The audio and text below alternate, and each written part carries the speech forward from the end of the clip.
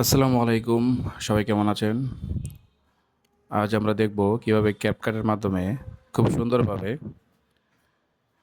একটি ভিডিও থেকে audio extract করা যায়, আলাদা করে এক্সপোর্ট করা যায় এবং অডিওটি সেই অডিওটি অন্য কোনো ভিডিওতে আপনি অ্যাড করতে পারবেন।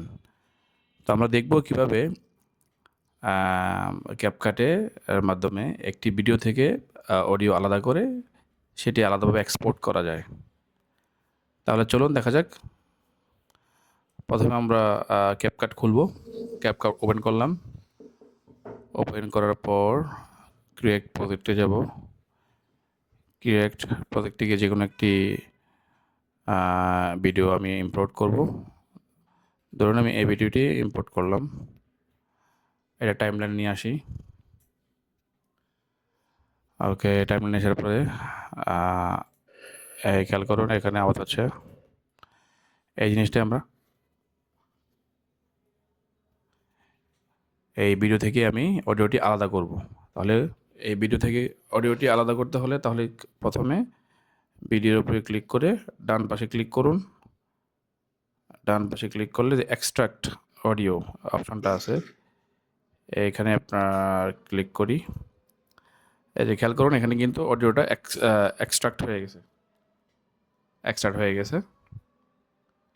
তো এখন এই আমি যখন এক্সপোর্ট করব এই এই ফাইলটি, যাতে শুধুমাত্র অডিও এক্সপোর্ট হয়, সেটা কীভাবে হয় দেখি আমরা।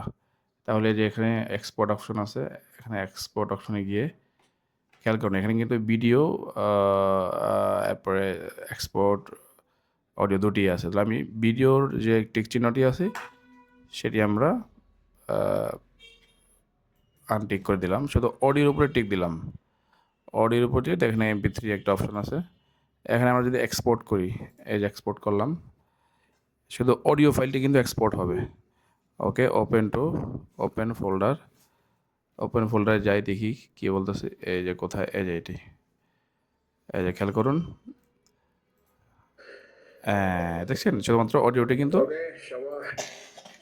অডিওটি কিন্তু এক্সপোর্ট হয়েছে। সুতরাং এভাবে কিন্তু আমরা ইচ্ছে করলে ভিডিও থেকে অডিও এক্সট্রাক্ট করে শুধুমাত্র ওটি এক্সপোর্ট করতে পারি। ধন্যবাদ সবাইকে। যদি ভালো লাগে আমার হামিম টেক টিপস ইউটিউব চ্যানেলটি সাবস্ক্রাইব করতে ভুলবেন না।